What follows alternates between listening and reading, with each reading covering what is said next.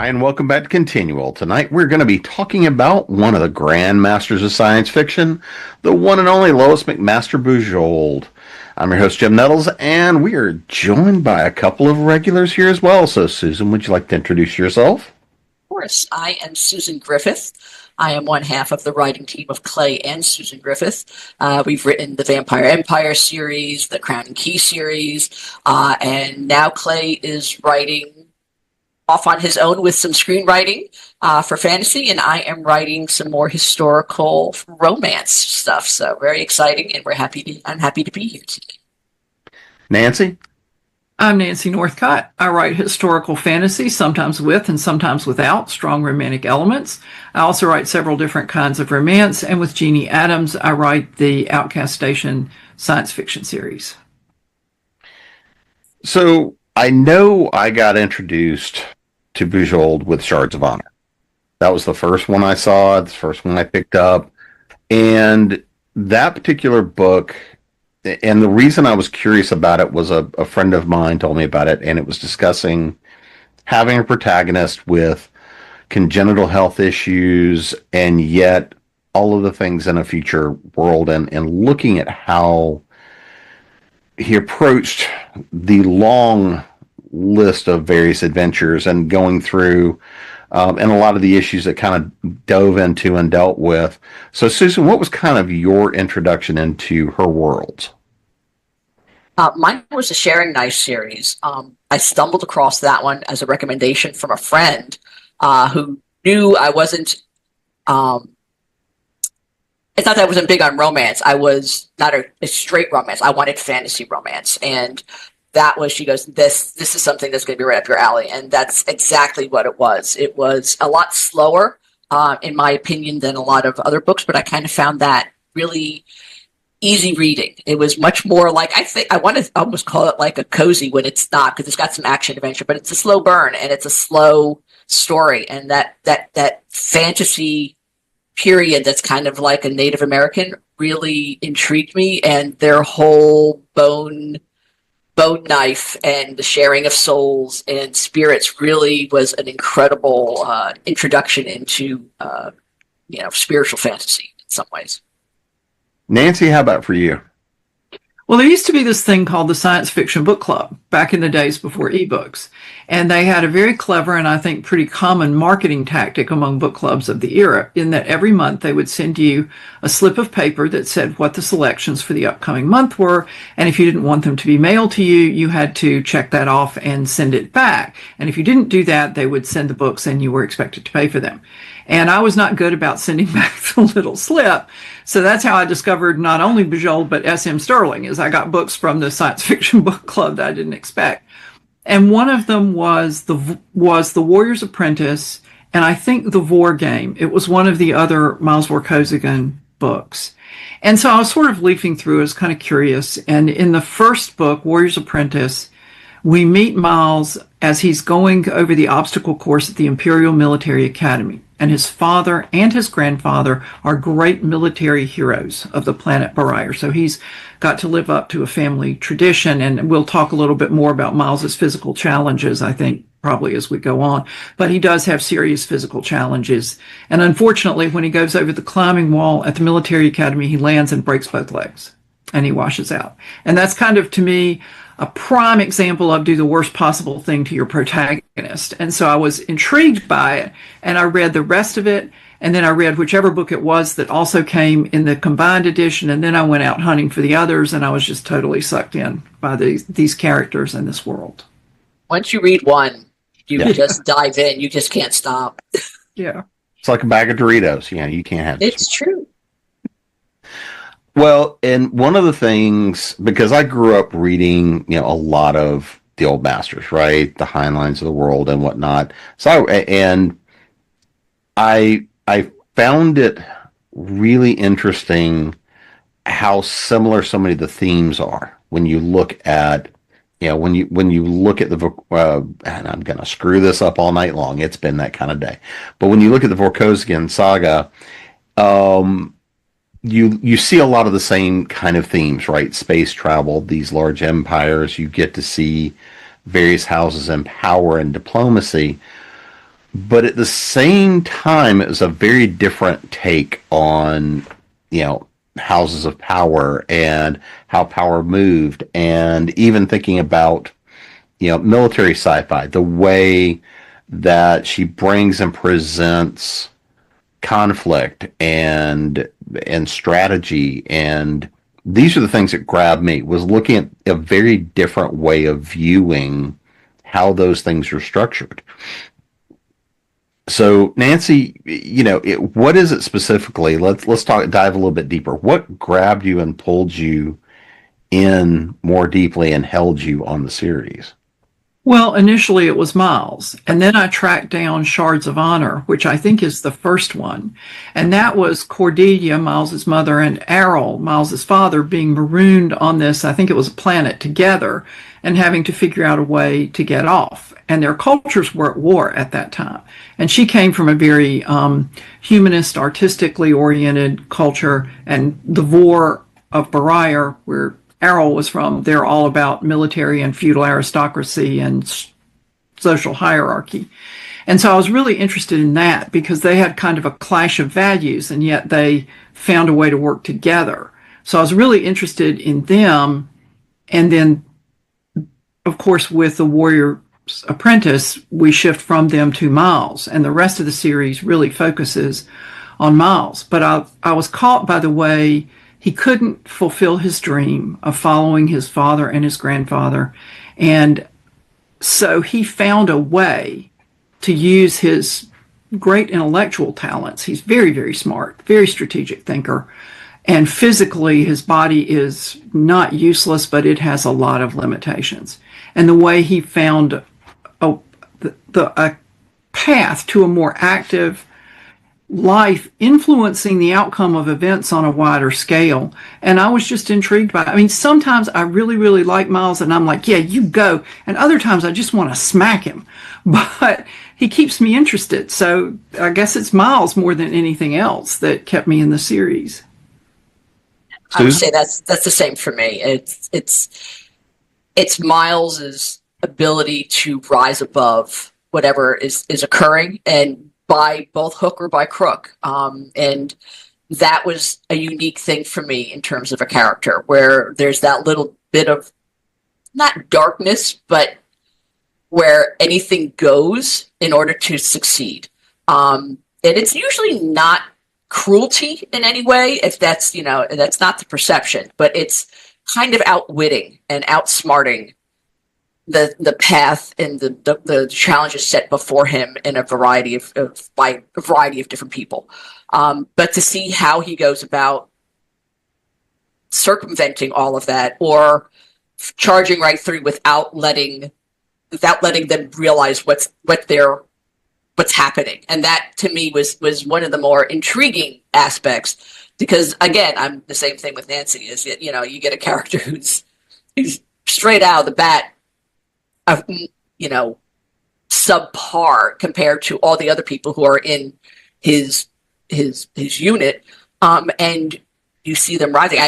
I'm almost getting like a Captain America vibe, like before he makes that change, what happens if he had stayed in that body, in Captain America, and how he had to maneuver and how he had to get through.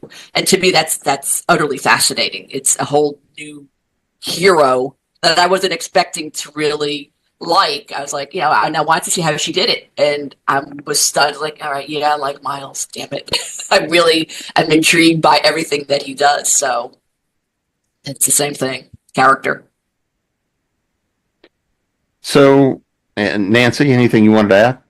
Or No, just that when Susan's talked about Miles charging through, it reminded me of his slogan for the mercenary company he founded, the Dendari Free Mercenaries, the Dendari Mountains being a range in his father's lands. Their slogan is forward momentum. And there are times when that really kind of got Miles into some trouble. Oh, yeah. And that's what I like about him. It's like, he's not always doing the right thing at the right time. Yeah. Sometimes he extracts himself by by a whisker, and that to me is exciting. It's to watch how he's going to get out of the situation, because Lord knows I can't figure out how to get him out of that situation, and yet she always got him out. Yeah, and she did it in a way that was believable and made sense. Correct. And unique. I mean, to the point where, not everybody was using those same techniques at that time. Yeah. Well, looking at one of the things that was most memorable for me out of it, and I was trying to look and see which book it was because I don't remember.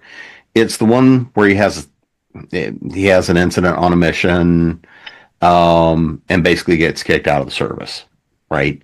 It's that moment where going through and it becomes kind of that big turning point, and seeing that, but you see that very human moment of trying to hide it, trying to cover it up, trying to work through all of that after all the health issues, after getting to the points he has, and then still getting kicked out of the service, right? But it's that I'm trying to cover it all up in those moments. So, I don't know who wants to take this one first. Is there a particular scene for you that really kind of defines him?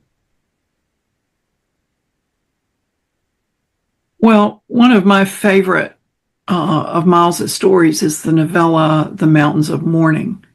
And in the book, Miles has just graduated from the Imperial Military Academy after his years as a mercenary.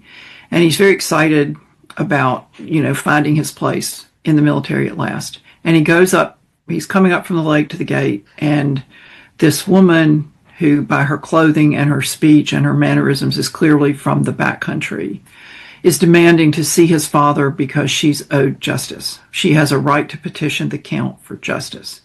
And the guard is kind of a city fellow, and he's not sure what to make of this woman. And Miles ends up taking her up to see his father.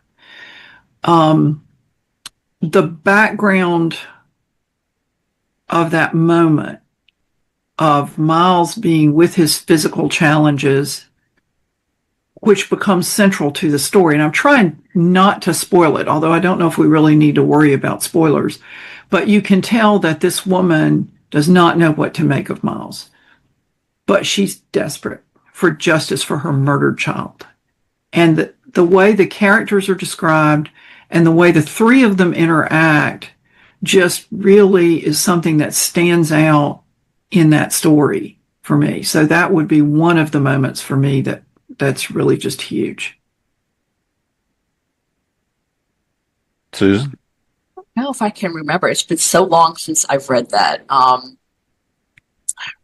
would think now that Nancy talked about, I think one of the more horrific moments for me was when Miles broke both his legs. I mean, that came as such a shock. That was something that I wasn't expecting, because you were thinking, he's going to make it through. You think that everything's, he's a hero. He's the main character. There's he's got to make it through. If he doesn't, what happens? And sure enough, she breaks both his legs. You're like, oh my God, what's going to happen? So those, I remember just being completely and utterly surprised at how quickly what I thought my expectations were, and then have them flipped upside down, and yet still carried along by the story to find out how he was going to get through all of this. So I do remember the minute Nancy talked about it, I was like, yeah, I just had that visceral feeling all over again, like, oh my gosh, this poor guy, he's going through so much, and now he's going to struggle 10 times harder. And I really felt for that. And that's probably one of the first moments where you really kind of fall for him a lot, just because, like, what have they set up against him? He's got everything that he has to struggle over, and I've never felt for a character more at that moment. So, looking at and considering the overall saga, right? And especially when you can consider how, if you look at other series of the time, or that came before it, you look at the Dune, you look at you look at the Dune saga, you look at some of the work of Heinlein, you look at some of the other works of the period of time that are in that military sci-fi sort of period, where you have these great epic, space operas going on. How do you kind of compare the worlds she's building here, maybe against some of those others?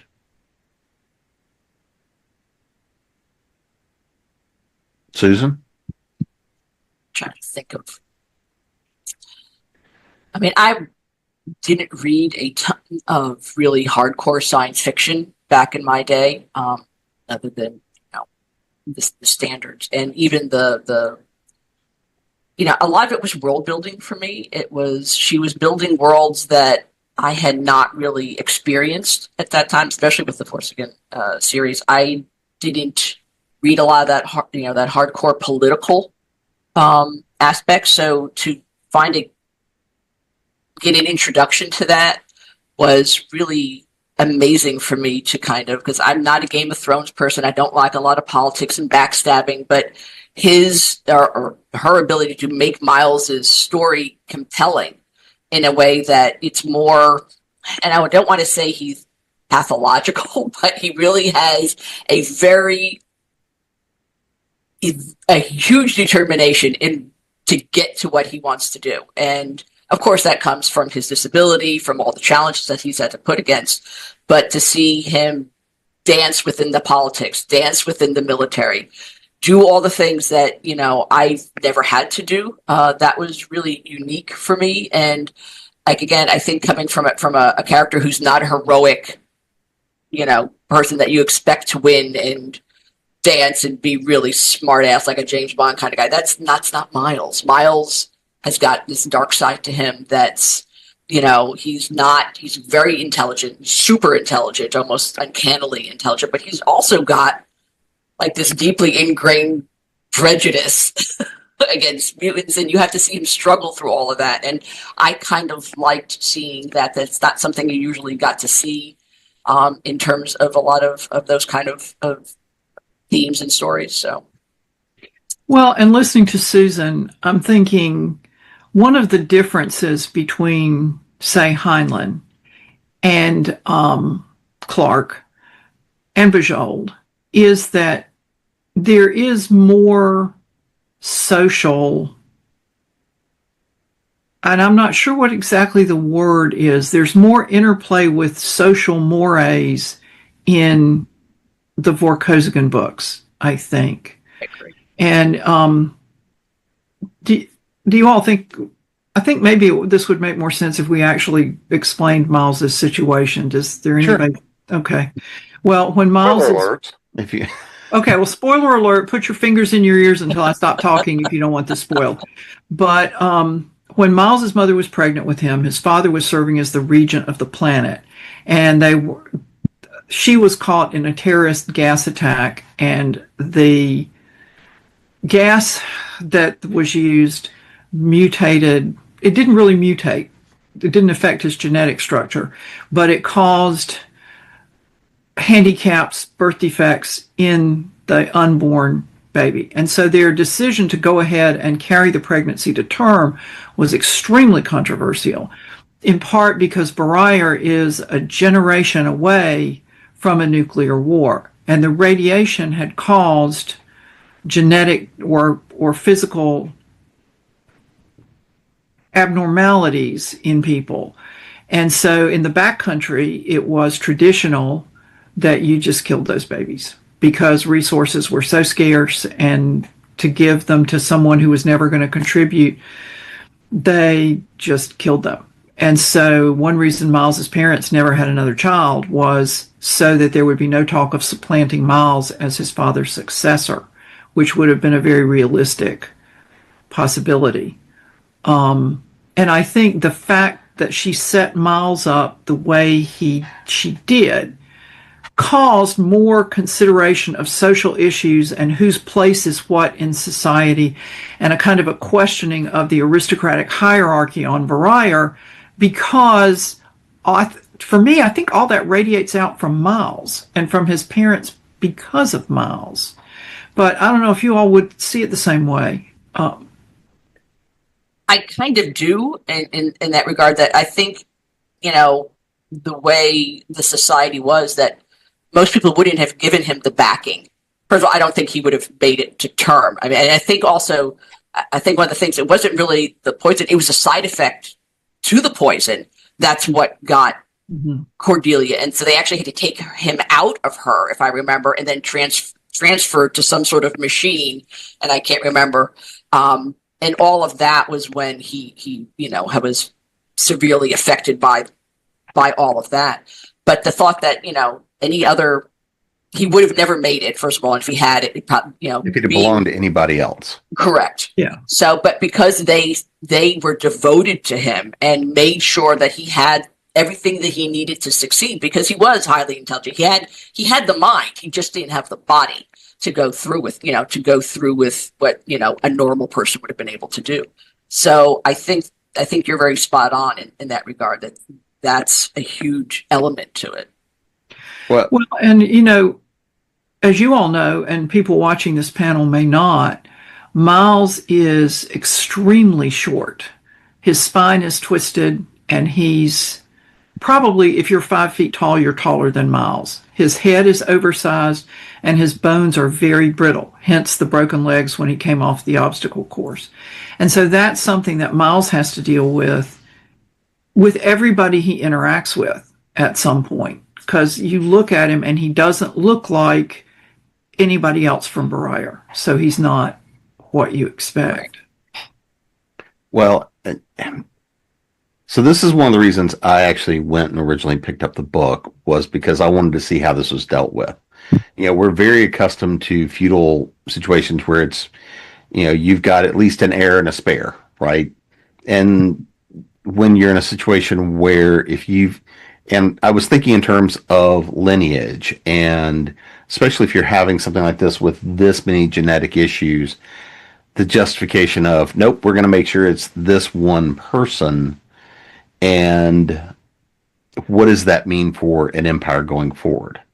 That's one of the things that I was always fascinated by, that idea of how did Miles' arc go?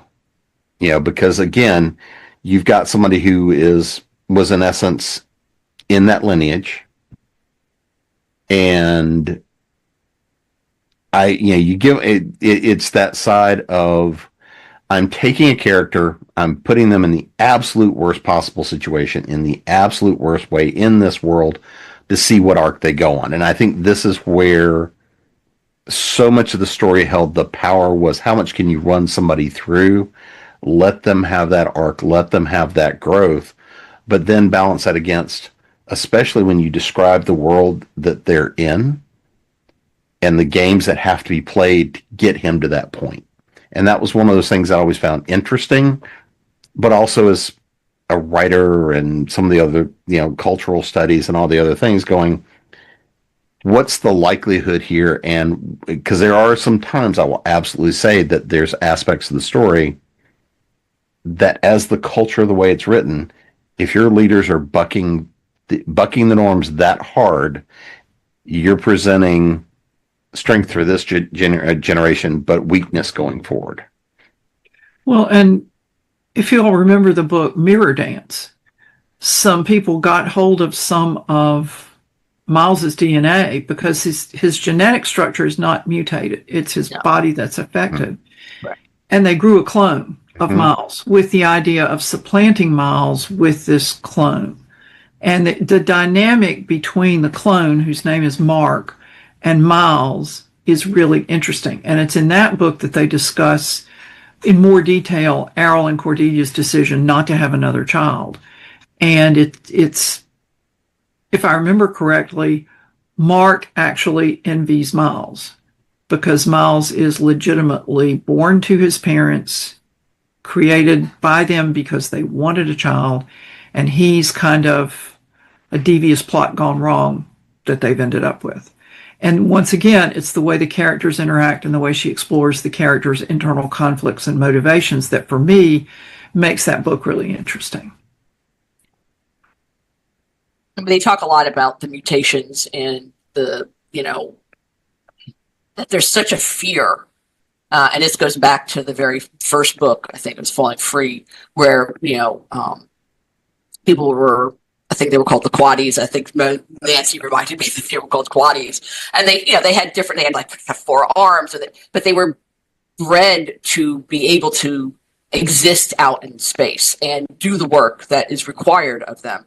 But there became such a ingrained fear in the later books that, people were women were afraid to carry their babies to term because, there was a chance they were basically putting them in replicators or something, uterine replicators, I think they were called, to try and make sure that they remained mutagen free. And I liked all of that. That was a whole new social aspect to the books that I, again, wasn't expecting. And Miles, again, is at the forefront of it because, there's some people thought he wasn't, had mutations and he didn't. It was because of the side effects of the attack that actually changed him, but it was more on a cellular level, not on a mutation level. And it was really interesting that, all these social challenges that are proposed by medical technology and again, cloning, all of this stuff. And to me, that was really fascinating to see as a commentary about the world that we're dealing in the most subtle. And again, that's the beauty of science fiction, is that you can talk about real concepts that we deal with every day and put them in these far-fetched, novels, and yet you're still talking about it, and you're still being forced to think about what that means for a society to have to face that kind of things. And what are the quaddies really people? They're doing the work. They're and we're talking, in dangerous work. It's not like it's are they expendable? How do they feel about it? How does the world themselves feel about it? So I love that kind of talking about our societal problems in a much more unique way. Well, and if I remember right, that came out about the time some of the cloning stuff was going on with Dolly, and I don't know. Could be. Somewhere I want to say it was all about that time, and we saw that, and we saw we were seeing some of those notions of cloning and that flowing through, and I think that that's an interesting timing as well, using some of that as inspiration, if I'm remembering that correctly in the timing of it. But, so, to kind of put a bow on in terms of the saga, looking at the familial arc, right? When you go from parents all the way going through multiple generations and that generational legacy, again, it's that idea of, as writers, the story ends wherever we stop. It's not that the story ends, it's the story ends wherever we stop. And when you get to see an arc running that long, you get to watch a lot more about how characters develop over time and the repercussions of actions and lifetimes as that builds up. For you, what does that generational notion look like to you in terms of story and how she spun the story? I don't know who wants that one. I'll start. Excuse me. In the early books, you have Errol's father, General Piotr Vorkosgan, who was a hero of the Sitagandan War, partly through cavalry, like as in horses cavalry, not tanks cavalry, resistance in the mountains of Barayar to the Sitagandan invaders in the war. And his attitudes are very fixed and very definite. And they do not include having children who have been adversely affected by gas inherit his title.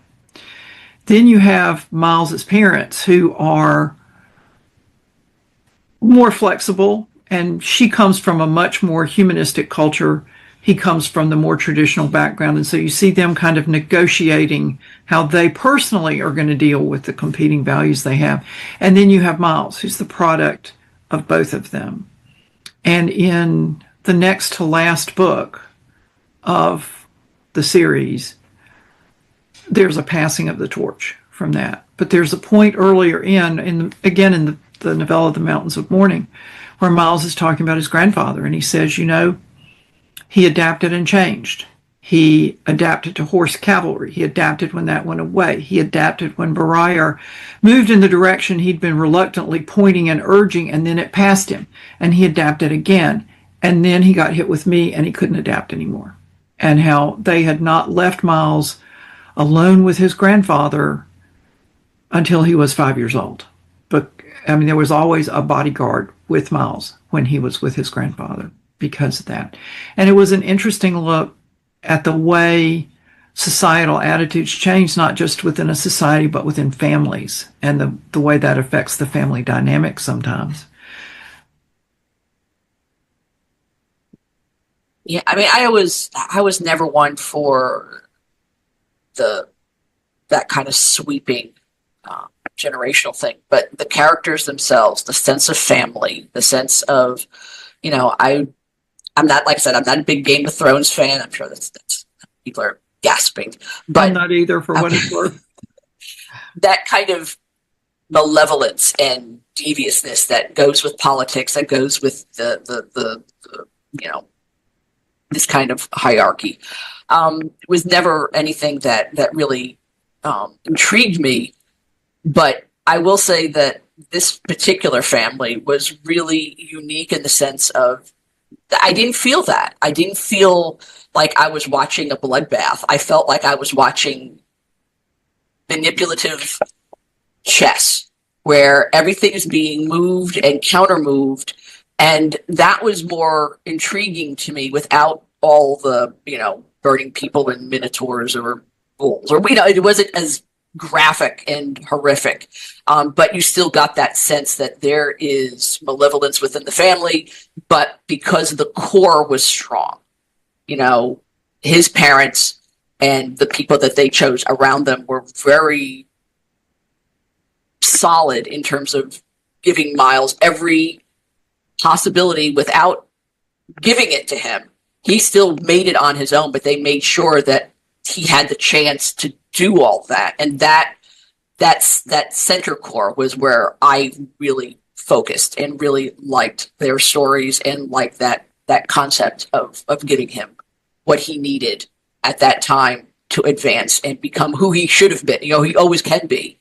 Most people don't get that chance, and they were solid about that.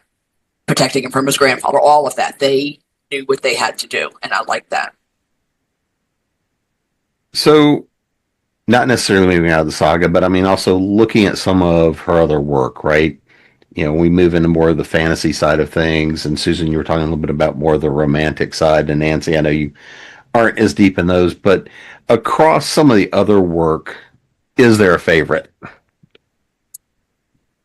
Susan, I'll go to you. Huh? The sharing knife. I'm such a huge fan of the sharing knife. It really came out of the blue for me, where I wasn't really hoping for a lot out of the book, and I got everything I wanted. There were moments where my brain kind of like, I don't understand why they're doing it. And one big was the age difference between the two main characters. So there was a lot of things to overcome, but I wound up being charmed by the characters, their world, this very slow pace that I needed at that time without having to, I think I was mentioning it's almost like a cozy before the cozies. It was that warmth that I needed, that sense of love and affection, and the willingness to make a change in a society that did not want to change. And it's like, how are they going to do this? They're not, they come from two different worlds. It tells a story of a lake walker and what they call, I think they were farmers. And the lake walkers were mystical and magical and were, feared by everyone. And because they used the bones of their ancestors to kill these creatures. And then you have to give your own soul or find a soul that's willing to give their own soul to, again, imbue the knife. And people were terrified of it and thought it was, death magic and all these other horrible things. And yet when you hear Dag, who's the lake walker you're talking, he's an older lake walker and he's handicapped again. I think there's a theme to it. He's lost one of his arms, and you really get this sense of, peace with him. He's come to his realization. This is who I am. He's not young trying to come out and find anything. And he finds this young girl and he saves her from one of the malices, these creatures. And It was an incredible story, and to watch their relationship and their struggle to try and bring their families together, and again, and eventually their whole cultures together, was a long journey, which I really loved, and how they did it and how they got that bridge was an amazing read. Nancy, how about for you? Well, I have not read the Sharing Knife series or the Chalian series, so I can't really speak to those. I have been tremendously enjoying the Penric and Desdemona novella series that she's doing every several months. And Penric has his life upended in the first novella when Desdemona, who is a multiple hundreds of years old demon, jumps from her present host to him. And I won't give away how that happens, but the adjustment was significant for Penric, who was a learned scholar of one of the gods in this world. The bastard, I think, is the god that Penric serves. And it's different from the Vorkosigan saga, and it sounds like it's different from the Sharing Knife in that Penric's life is really, by the third or fourth book, it kind of settles down into a pretty nice pattern, and most of the trauma and the upheaval in the stories happen to other people, which is very different from the Vorkosigan books. But, sometimes you want that change of pace. Like Susan was saying, sometimes you just want something that's a little calmer and a little steadier maybe than, and not all this upheaval. And so despite wishing that Bujold would once again return to Miles Vorkosigan and give him something to do, I'm really enjoying the Penric books a lot. And after hearing Susan talk about the Sharing Knife, I'm sort of thinking, I tried that and I didn't get into it, but maybe that wasn't the right time for me to read that book. Maybe I should go look at it again. I hope you do. I think you'd like if you give it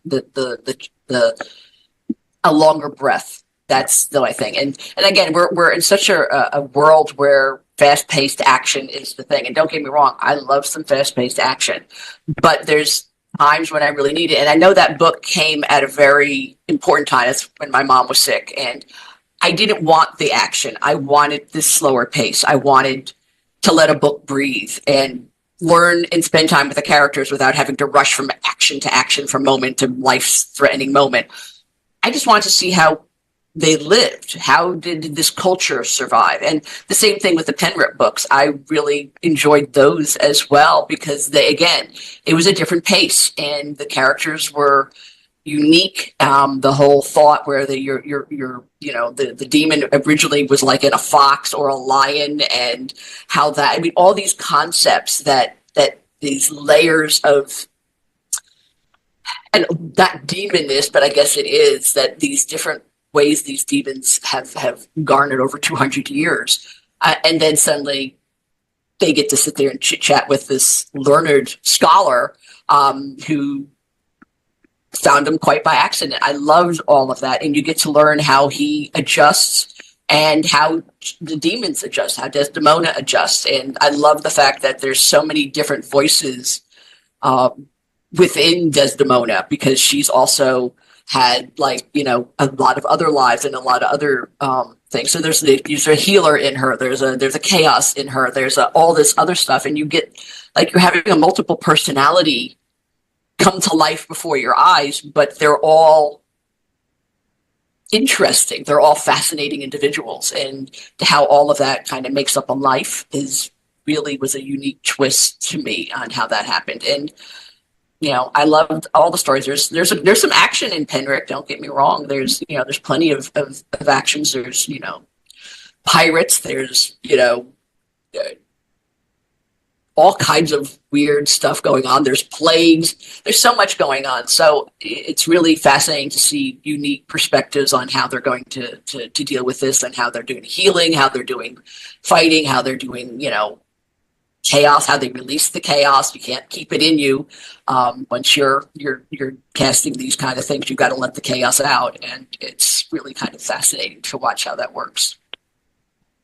Well, and all that kind of goes to, I think, part of the reason that I find her so fascinating as a writer. We've all heard the whole thing of, well, find your niche, find your genre, and stick to it. I don't think any of us here have actually done that, but But the fact that to find that level of success in very, very differing styles, very different series, very different stories, but at the same time, you find some of the same real kind of feeling themes. You know, we see, you can see some of the through lines where she as a writer is kind of on her own journey. What's she doing? What's she exploring?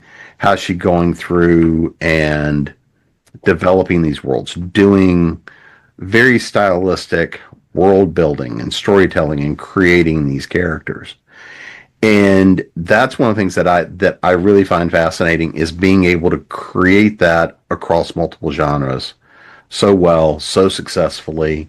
Um, so I don't know what thoughts do you guys have about just her career wise and being able to move through very differing genres and very different styles of storytelling. It's easy now. I mean, I think a lot of us, I mean, not super easy, but it's more accepted now for writers to bounce between genres. Nobody's held as strictly as they used to be. And I think she was one of the major successes of being able to bounce between the different genres. And I found that utterly amazing. I mean, I think she started out with fan fiction, then she did a little bit of science fiction, and then she made it with the Forsaken in a world dominated, a men dominated genre for a good portion of the period, and become beloved by both men and women, which was huge. And then to be able to bounce back into fantasy, then back into, you know, just so many different areas from romance to everything. And that she still had that ability to tell these remarkable, unique stories and unique views, using, you know, handicaps, using, you know, prejudice, all these major things, these major themes that resonate within our society, and be able to tell them in multiple ways. And people found them just as relevant and just as interesting to want to read is a testament to how skilled she is in keeping that on her docket, like in every genre she could touch. Yeah, and it's, you know, as Susan was saying, you can do that now. But when the only option was traditional publishing, I once heard a New York Times bestselling author, who I don't have permission to quote, so I'm not going to drop her name, say that if you are, and this was years ago, before e-publishing and independent publishing was a thing, she said, if you establish yourself in New York as Raisin Brand, they don't want you to go be cornflakes. They don't like that. And I think one thing that may have worked in Bujold's favor is that she was very well established as an author with the Vorkosigan before she branched out into fantasy. And I think there was a readership who liked the way she dealt with characters enough to follow her and at least try it out, and then liked it. Just my guess. I think that's true, because I think women tend to want to read the fantasy, and she's very character driven. I don't think a lot of people, you know, recognize that it's not really the world as much as it is the characters. You know, you come for the world, but you stay for the character, and the characters are what drives you through. And I think that ability to be able to take those characters, and because she had the chops to be able to branch out, but people came for the characters, and that's why they went with her wherever she went. Right. And also, both Miles and Penrick, and it sounds to me like the people in the sharing night, had a base level of compassion and kindness. I mean, some of the things that get Miles into trouble is he's trying to help somebody. And Penrick marches into situations where he makes it very plain to the reader that he does not want to do this. But either he's compelled to do it by the temple and the god, or his sense of fairness propels him into it. And that's, I think, a commonality that runs through all the things that I've read of hers. Same. And yeah. Well, and Susan, you brought something up I did want to touch on. So I did an article a number of years ago now talking about how authors react to fan fiction and some of the legal consequences and IP and all these kinds of things. And I think one of the other things is that Bujold was really fascinating about is for how long of a period of time, and she still is very much embraces fan fiction, right? And even though she now comes out and says, "Look, I don't read any of it, I don't touch any of it, but go explore my worlds," great. Versus a lot of writers are like, "Nope, stay out of my toys," and I mean, a lot of that's contract reasons and legal reasons and IP reasons and all the stuff you get into. But I thought that I brought her up in an article, and this is, like I said, it's been a number of years ago, about her take on fan fiction, because I think, again, it is that creative aspect of when you build worlds, if you're touching people and impacting people and people want to go play in those worlds, exploration of that and other characters, other aspects of those worlds has some value, even if it then creates some problems for us as the owners of the IP, the creators of the IP, and whatnot. Nancy, I'm gonna throw this to you, being a reformed attorney. But I mean, any thoughts about that with kind of that take on fanfic? And do you think that because again, I think she did get a lot of that start with fanfic herself, kind of back in the day, writing her own. But does that hold anything for you? Well, I will say, first of all, that I'm no longer an attorney because my license has been in mothballs for 20 years. So nobody should take anything I say as legal advice of any sort. But I actually got my start writing Legion of Superheroes fan fiction in Amateur Press Alliance, which for simplicity's sake, we'll just call a fan club for comic book grown-ups. It's like a chain letter for adults. And Paul Levitz, who was at that time either the editor-in-chief or the publisher of DC, was a member of the group. Oh, wow. And he basically said, like Bujold, everybody in this group knows who these characters belong to. Do what you want to do, but just know that for legal reasons, I can't read any of it. And so if anybody's going to throw stones at fan fiction, it can't be me, because that would be just really hypocritical. And I think if people can encourage that, it's great when they do. Like George Lucas always said, go play in my universe. I don't know if Disney's quite that forbearing, but he used to be, from what I remember hearing about it. And I think that builds on your fandom, because people love you more because they let you play in their... Okay, I'm backing that up. They love you more because you let them play in your sandbox. Sorry.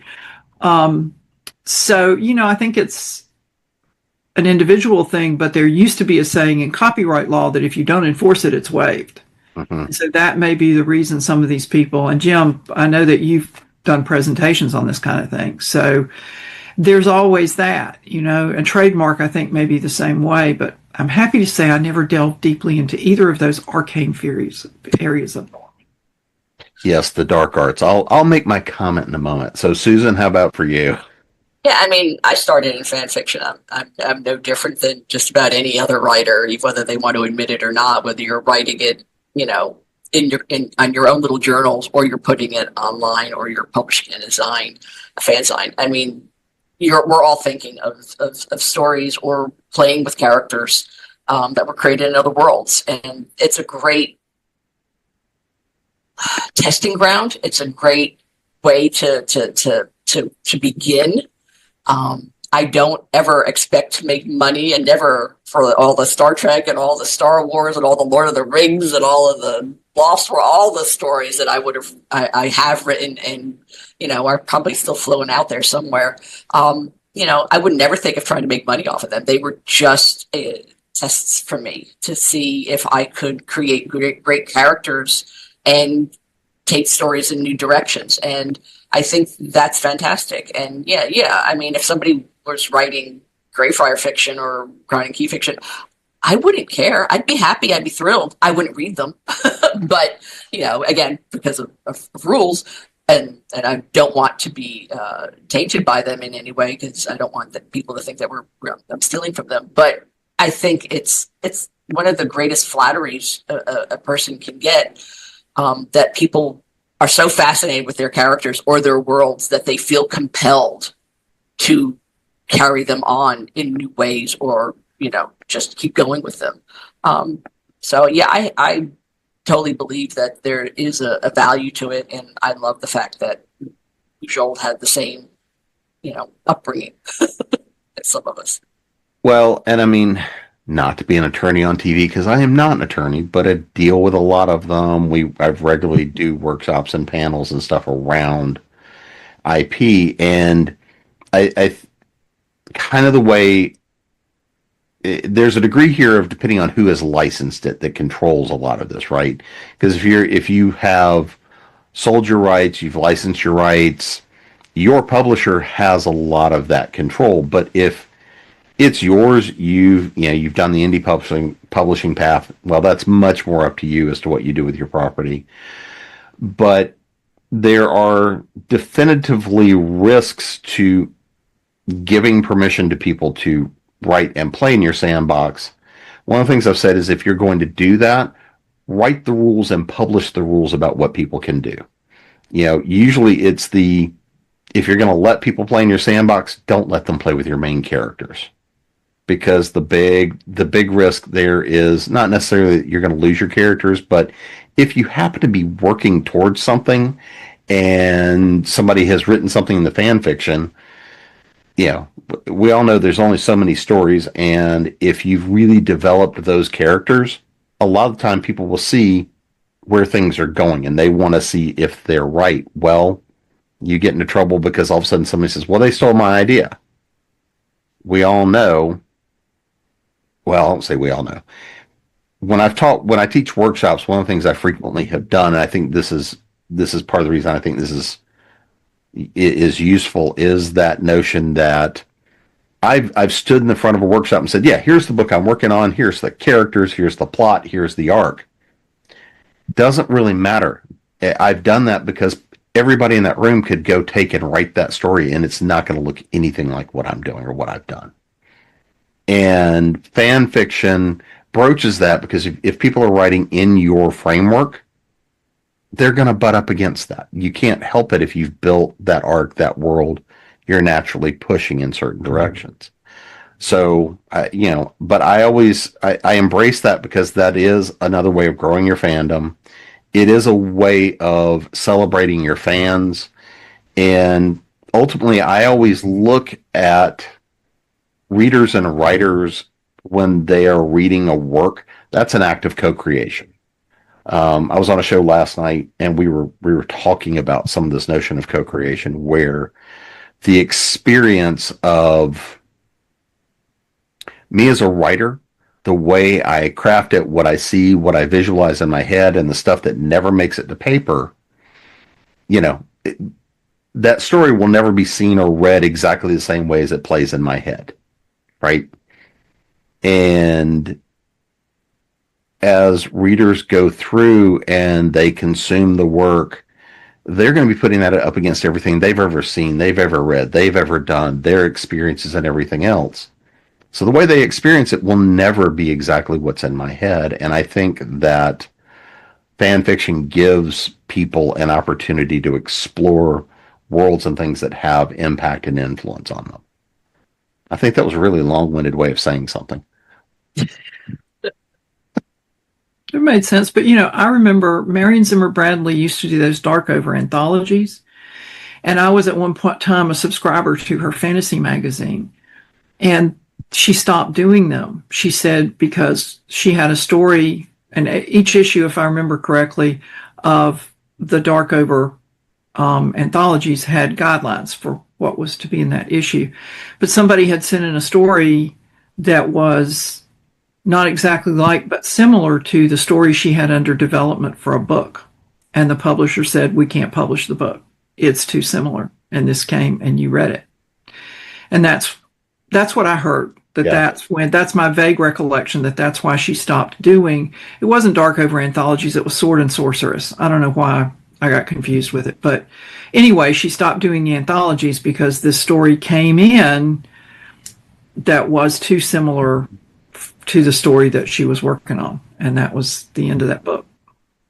Well, and that has been the case numerous times where if you are both writing and editing, get you into trouble. And so that's, again, that really kind of becomes why when you do certain things, you have to understand. And I think this is also why we see a lot of the contracts written the way they are these days, which are, if something has a similarity, those kinds of things happen.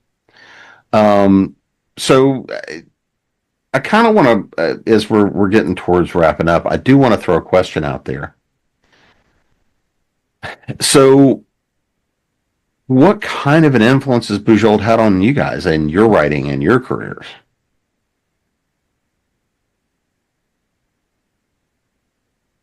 Do I have to flip a coin? No, I mean, I can go first. I already started my career when I first discovered her. I discovered her late, in the 2000s. I was already writing. I was already published by then. But I still feel like I learned to take a breath from her. Our pacing in our books are like manic on a lot of it. And I really am trying to take longer pauses.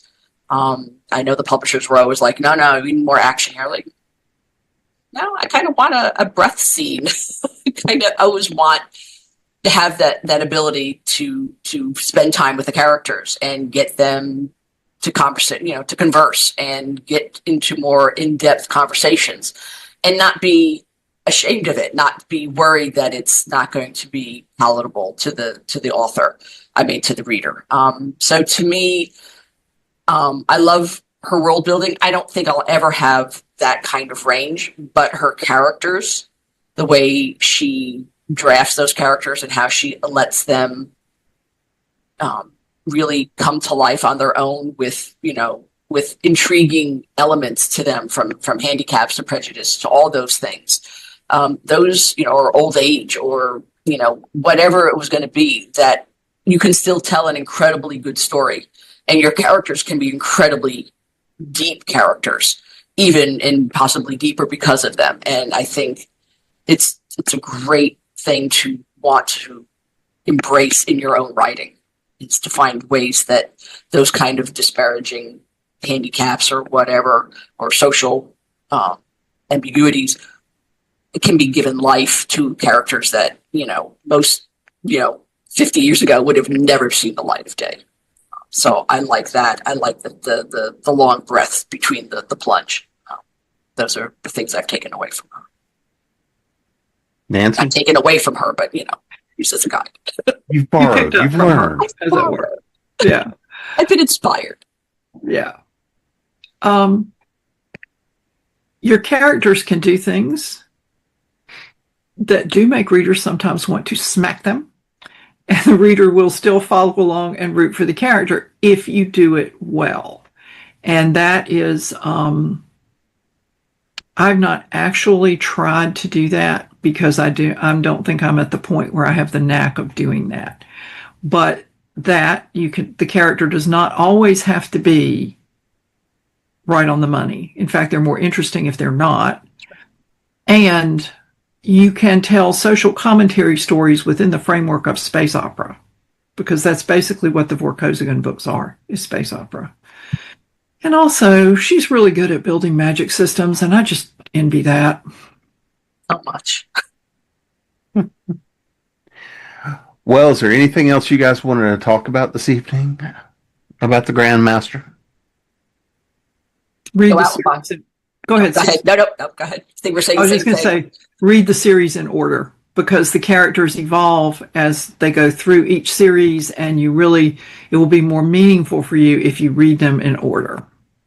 I agree with that, because I was so desperate to read the Cordelia stuff and her parents, and my folks convinced me, don't do that. You've got to take the slower path. Again, take the longer path and you will be rewarded. So I agree with that 100%. I was much more rewarding, I think, than jumping straight in on those. I would just say, go get one of her books. Don't and don't feel like don't give up on them, on ones that may not hit your palate. I think each book has its own merits and are really fascinating if you give them the chance to really find their footing. Even, the Sharing Knife, which not a lot of people like because it's slow, that those last couple of books are amazing because of the reward you get from sticking with it and getting it as a complete series. And I wish more people would discover it. So go out there and find a Bujold book. Read all. Oh, we never did say that she's won multiple Hugo and Nebula awards for her various series. So it's not just us who think they're so good. Correct. She is amazing for a reason. Well, on that note, I guess we can put a bow on this one. Thanks for joining. But before we get out of here, let's make sure everybody knows where to find you guys. Website, social media, what people need to add onto that holiday to be read pile. So, Susan. You can find me on Blue Sky at Susan Z. Griffith. You can find me on probably still a little bit on Facebook sometimes. I'm trying to get on Instagram. It's hard. But I have a website, clayandsusangriffith.com, that you can find me just about anywhere. Send me an email, wherever you need. Working on the New York magical historical fantasy. It's completely edited now, so I just got to get it out there and get a cover for it, and it is going on its way. So probably not this Christmas, but definitely early, maybe mid next year, hopefully. So we'll get it up there. So, Nancy? You can find me at nancynorthcott.com. I'm some variation of Nancy Northcott on pretty much all social media. I've more or less migrated from X to Blue Sky, so you won't find me posting anything much on X. My most recent release is Spies for the Holidays, which is a compilation of 3 of the romantic suspense novellas that I wrote. If I hold it up in front of my face, maybe it will show, for the Canham Castle Holiday Romance series, and those books are no longer available. So these are the print versions of those 3. My next release will be The Speaker for All, which will be sometimes after the first of the year, and that is part of the Outcast Station series. And you can find me at jamespnettles.com, authoressentialsworkshops.com, creatingprose.com, and of course here at Continual, and we will see you again soon. Thanks for joining.